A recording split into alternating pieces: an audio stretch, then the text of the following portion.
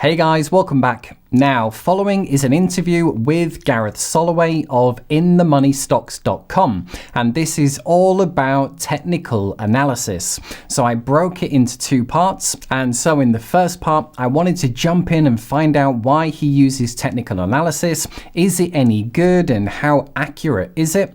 And then in part two, we jump in and we find out what the charts are saying. And we take a look at stocks, we take a look at crypto, Bitcoin, Ethereum, gold. And unfortunately, as a trader, the charts are saying that for stocks and crypto, it's not looking good for the rest of 2022. Okay, so without further ado, where are stocks and crypto headed for the rest of 2022? Ready? Let's do this.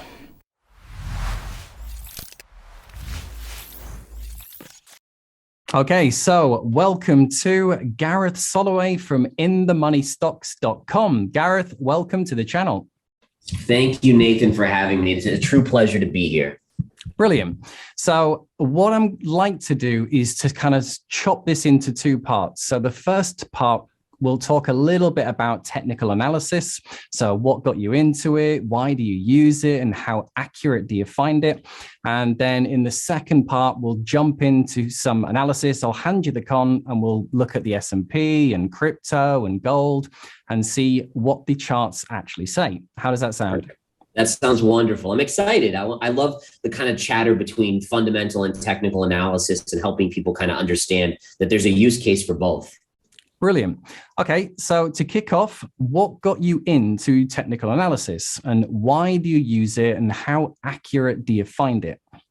So technical analysis is something that I started, probably about almost 20 years ago. And it really came from my struggles with investing. And I was trading stocks at the time in my younger years. And I would always kind of find myself, looking at the fundamentals and saying, okay, well, this is saying it's a good buy, the metrics look good. And then the stock wouldn't necessarily do what I thought it was going to do, right? So I'd be buying and it would start to go down. And I said, well, how does this make sense now? And so that's where the charts kind of came in for me in terms of saying, okay, well, if I look at the charts and I look at this pivot point or this pivot low or a trend line, I'm noticing that when price hits it, it tends to bounce at that point. And so I developed some sort of synergy with fundamentals and technicals where, you still want to buy good quality stocks or cryptos that make sense, but at the same time, you buy it off a key technical support level, which then gives you an even better probability of success. And when it comes to fundamental analysis, is that something that you still use? Or I think one of the philosophies of technical analysis is that the charts tell you everything you need to know. So would you say that's correct?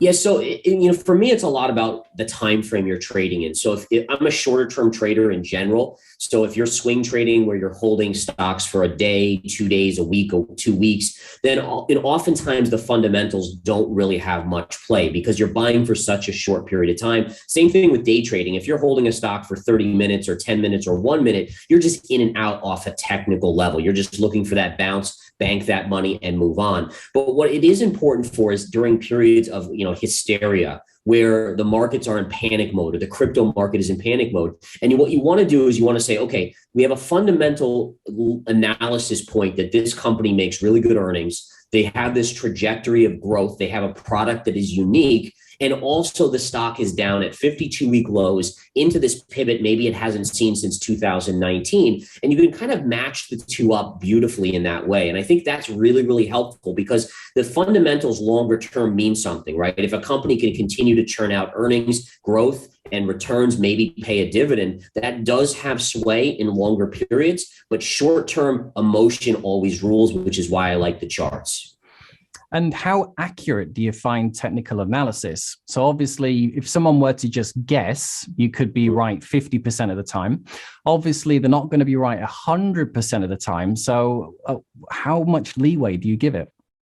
Yeah. So, and that's the important thing to understand about technical analysis. You hear a lot of technicians out there talking in absolute terms, and in essence, it's not absolute. So I look at it being like you have a casino, right? So a casino, you have the people that own the casino, the house, and then you have the gambler. A gambler is someone who just goes in and they're just doing that 50-50, right? Okay, I like this, I don't like this. you want to be the house of the casino where you're going to lose sometimes, right? I mean, so, a casino may be taken by one investor or even two, but if you have 1,000 investors gambling in your casino, you're going to win a majority of the time. So that's what technicals do. And I find for me, if I can match up multiple factors, so, I might be having a moving average as support. I also might have a gap fill or a double bottom. If I can match up multiple, I can get my odds of success probably close to 80%. But again, remember that still leaves 20% chance of error, which can absolutely occur. So you need a game plan for both scenarios. And when I look at technical analysis, there are now hundreds of different indicators that you can use. So curious to know, which are the indicators that you find you just keep coming back to and why? Yeah, so this is kind of unique, right? I'm a big believer in keeping it simple, right? When you have too many indicators on your charts, you get too many cross messages, mixed signals. And so what I do, I honestly don't use a lot of indicators. I have a candlestick chart that I use. I look on the daily chart, the weekly chart, maybe the monthly chart, but basically I look for price, pattern, and time. So those are the things I look for. I don't have stochastics or RSI on my chart or MACD or anything like that. It's just very, very simple. I see the candles in front of me, the chart essentially, and I'm just looking for repetitive setups that I know historically have a high percentage of playing out. So again, weirdly enough, I don't use any of that stuff. To me, it's a lot of noise that actually becomes more confusing. Keeping it simple. That's always a good philosophy that I'll use myself. Okay, so let me hand over the con, and we'll jump in and we'll see what the charts are saying. So we can take a look at S&P 500, Bitcoin, Ethereum, as I've got a lot of Ethereum fans, maybe gold, and we'll take it from there. Beautiful. So let's start out with the S&P 500. This is the SPY, which is the ETF that tracks it. And what I love showing about this chart is that you can really see what the Federal Reserve did in the COVID era, right? So here's your longer term trend in the market in the S&P 500. Here was the crazy panic of COVID where we had the dip. It went outside of the range for a very short amount of time. But then look at how you went into this kind of what I refer to as the market on steroids period, which is, you had so much stimulus from the US government, you had so much stimulus from the Federal Reserve that it pushed the market into overdrive here. And what's amazing about it is if you look at the highs here, they all kind of match this trend line. And then if you look at the lows, they also match this trend line here, here, here. And then notice how recently the Fed has started to say, hey, we're going to pull back on this stimulus. And what does the market do? It starts to break down outside of that. So one of the things that I keep on telling investors on the charts is that if this was our longer term trend and this was COVID on the stimulus on steroids, the market on steroids, you have to eventually assume the markets need to kind of get back to their longer term trend. So for me, I'm generally net bearish, even though I'm a shorter term trader looking for bounces here and there. I still think that you have to come down significantly from where we currently are just to get back to your longer term trend that stretches back to basically 2009. So again, very interesting to kind of see that. And you can see that as soon as the markets broke right here, you've got a big flush, big bounce. And now my guess is you're going to head lower and kind of take this out. But as long as the market stayed in that trend, you can see you could buy there and then it went to the high end and then pulled back and then back again. And you could just see it kind of chopping around. So fascinating stuff on the charts on the S&P 500. And pretty much it's saying that it's got further to come down for 2022. So not good news when it comes to stocks. Yeah. And I think it's one of the best assets in investing is using logic, right? I mean, there's so much FOMO out there. There was that at Bitcoin 65,000 when it was breaking that April high in November and October. And you have to really ground yourself as an investor and just think logically. So the charts should match up to logic, which is that the Fed has now said they're removing the stimulus that they put into effect, which basically created this kind of sharp bubble move to the upside. And if they're removing that, logic should dictate that the market should come back to their longer term trend where they were prior to that stimulus being infused in the market. So absolutely. And is that going to bring everything else down then? Because I kind of see crypto, it's obviously the risky part of investing. So it's a little bit like the end of a whip. Does that mean crypto is going to be coming down even harder? So the idea that I have, at least, and this is following the macro and the microeconomic side of it, as well as the Fed and the charts, is that what you ended up with was this classic double top pattern on the Bitcoin chart, right? So the idea is if money is getting removed from the system and it's going to cause the stock market to fall back to a lower level, then really that's going to spread to all assets. And I'm including real estate in that, crypto in that as well. And we've even seen crypto kind of lead the stock market down. Arguably, if you look at the highs on the stock market, the highs occurred later in the time frame versus the crypto high. So, and again, the correction in crypto has been much greater than what we've seen in the stock market at this point. Now, I think that has a lot to do with the fact that crypto is still viewed as a very risky asset, right? You have from highs to lows, 80% drawdowns every cycle in cryptocurrency, 2013, 2017. So there is this fear that you're going to see that 80% drawdown. I'm in that camp that you probably at least get back to 20,000 over the next 6 to 12 months in Bitcoin. I'm not sure how much lower we'll go than that. But in the near term, as long as cryptocurrency is viewed as a risk asset, equal to the technology stocks, essentially, then it's going to be affected by these drawdowns and these panic periods like we're seeing. So when it comes to crypto, all the charts that I look at, I'll always base it off Bitcoin because Bitcoin seems to be the good proxy of the market. But I do have a lot of Ethereum fans on the channel as well. So if Bitcoin were to be coming down to the $20,000 range, what does that mean for Ethereum? And is there value in looking at Ethereum charts when it comes to technical analysis? Yes. So the short answer is yes. Technical analysis applies to every chart you have. You're absolutely right that Bitcoin tends to be a leader, right? It's the most widely known cryptocurrency, although Ethereum is quickly closing in, you could argue, but it's still, Bitcoin still is the leader. So just to quickly go over the Bitcoin chart here, and then we'll go to the Ethereum. But basically you can see that, and this is just this is how powerful charts are, right? So if you connected the high from April to the high here in early November, this line is perfectly parallel to these lows, which connect to this low. So I utilized this to actually go long Bitcoin down in this lower range because of that factor, knowing that you'd likely get a bounce. And then I called for a $46,000 high, which was a retrace to this trend line right here. And sure enough, Bitcoin hit right there. And now we've seen it come down. Now, if you're an investor or looking to invest in Bitcoin, what you want to do is you want to make sure that this trend line holds. So you could technically be a buyer of Bitcoin here or a little bit lower, but you have to be in the point where if it breaks this line, that would be your stop, essentially. That would be where you would say, okay, it's broken the channel. It now could go down potentially as low as 29,000, then 24,000, and then potentially 20,000. So this, as a trader, for me on a technical basis, is the most important thing. If that holds, Bitcoin has a shot to kind of grind back up. If it breaks, you're going to see significant downside.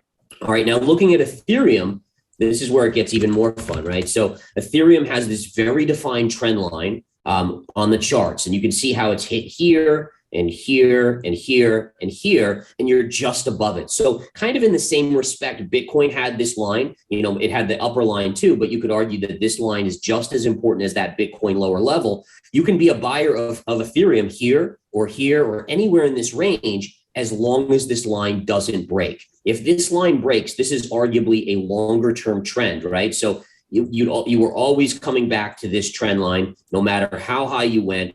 Seemingly, it always comes back there. So as long as this holds, Ethereum could rally. I mean, we could see this back to 3,200. We could see it to 3,600. I mean, there's resistance points up here that are absolutely valid. But if it breaks, that's where you start to head much, much lower. First support would kind of be down here in this pivot area. Then you have more support here around 1,300 or so. Now, if Bitcoin does go to 20,000 or sub 20,000, I do worry that you could see Ethereum kind of reverse the entire bull run. And kind of my worst case scenario for Ethereum would be down to about 800. And again, no one wants to, especially investors, I know a lot of your viewers are in Ethereum. I want to be clear that my long-term case for Bitcoin is extremely bullish, right? And crypto as a whole. I think crypto is going to be huge in the next 5 or 10 years. But we have to, as investors, understand that all markets go through cycles, right? So you have a bull cycle, you have a bear cycle. Bitcoin's had many, and Ethereum's had many cycles before, or at least a couple major cycles. So don't look at it like, oh my goodness, I don't want it to go there. Look at it like a normal progression of a longer term bull market in these cryptocurrency markets. And again, I think it's important to recognize that for me, the .com era is very, very key to understanding what's going on in crypto. So for those of you and the viewers out there that don't know what happened in the .coms, it was my early trading career. And you had all these .com stocks. The internet was all the rage, right? It was, this is going to change the world. All these internet stocks are going to be the next biggest thing. And what ended up happening is a lot of these .coms should have never been public companies. They were really crappy. And eventually in the .com collapse, they went bankrupt, right? The good thing is that Amazon was in that phase, and it was $110 stock then. It went to $6, and now it's trading at like $3,400 a share. So think about that in terms of if Bitcoin went down the same amount, it would be under 10,000, but now you'd be talking about 250 or 300 or 500,000 if it matches the same movement that Amazon has seen, right? I mean, think about $5 or $6 to 3,400, incredible percentage move, probably even close to $1 million, frankly. So my point is that, you need a healthy washout. There's a lot of crap in crypto with so many coins out there, but a healthy washout allows investors to focus on the best of breed, which are Ethereum, Solana, Avalanche, Bitcoin.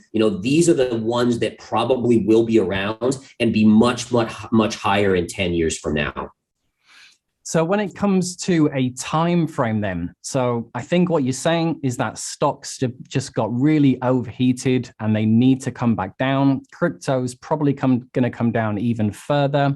So what time frame is that going to be for the remainder of 2022? Will it bleed into 23? Do the charts say anything regarding time frame? Yeah, so for the charts, I do two things. I look at the past Bitcoin cycles. So if we go back to Bitcoin here, let me see if I can bring that up. Bear with me here. But basically, if you look at the past cycles on Bitcoin and we go back to 2017, so December 2017, it looks like you bottomed out kind of right in late 2018. So it was about a year later, right? So we're just in the first 6 months of the decline on Bitcoin. And if you go back to past cycles, it should bottom out approximately around 12 months out, maybe 14, maybe 10, we don't know, but somewhere around there. But what investors have to be ready for is this kind of longer phase that it needs to go in before the next bull move. So, if you're going to we'll just call it 2018 to start, we didn't really start the breakout until late 2020, about 3 years later. So I think you look to buy, hopefully sub 20,000, basically a year out, give or take, and then just be ready for a lot of chop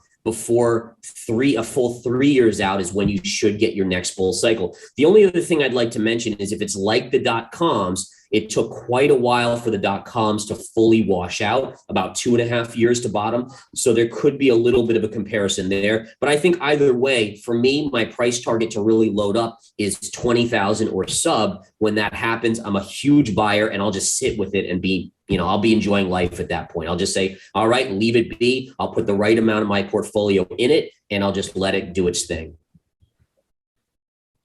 Okay, so switching from short-term trader to long-term trader, if we get a sub 20,000, is that right?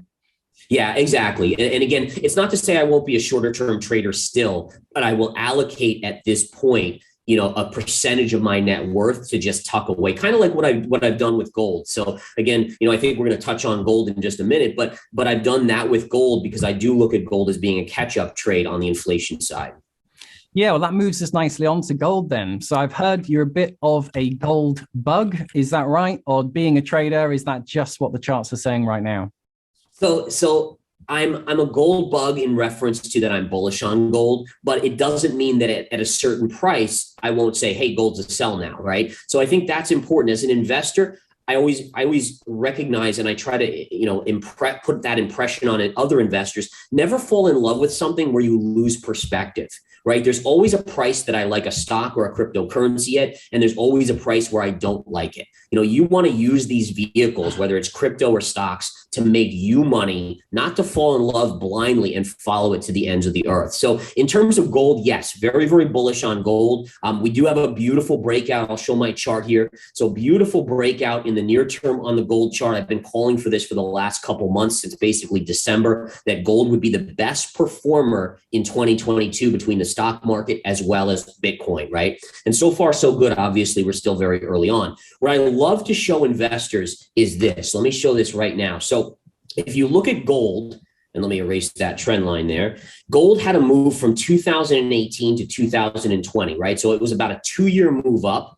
And then we've been consolidating for almost 2 years. So remember this pattern: 2 years up, consolidation for 2 years. And then what I like to show investors out there is that if you go to the chart, and we're going to flip over to the weekly so I get there a little quicker, but if we go back to the mid 70s, which was the last period where inflation was as high as it is now, gold replicated that move perfectly. Here you had 2 years up, right? So there's your 2-year up move, 2018 to 2020 now. And then you had your 2 years of consolidation, which was sideways to lower, which is basically 2020 to the 2022 period that we're in now.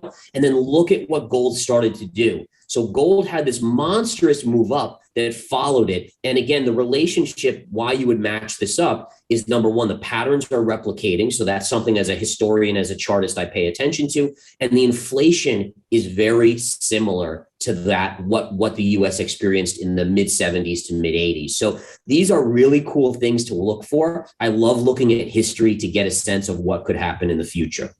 So things looking pretty good for gold then. Yeah. So one of the questions I always like to ask people, as one of the most useful things I think for people, is to know what people are doing with their own money. So if you wouldn't mind, just as a rough percentage, what is your current asset allocation? Yeah, so current asset allocation is, I have about, I would say about 70% of my money allocated to my stock portfolio, right? So that's mostly swing trading and day trading. I do have about 10% in gold right now. So of my net worth, about 10% is in gold and gold miners. I have physical gold and silver as well, which I look as an insurance policy. And then I do have a little bit of a swing trade account with cryptocurrency. But again, my crypto account makes up about 10%, my gold holdings 10%, and then the majority of the rest of it is stock related. But I do want to just clarify, when people hear stocks, they think, oh, well, he's long stocks. I'm actually a long short investor, right? So in this period, like I said, if the stock market is heading down, I'm short a fair amount of stocks, and I'm buying very, very short term on certain stocks. So I'm not, overall, I would say I'm net short on stocks with some long opportunities. And I'll just throw a couple of these out to you guys, like what I've been buying in the stock world just recently. Like, so Roblox, which kind of is in the metaverse as well. But you can see that Roblox, which is a stock that has been absolutely punished,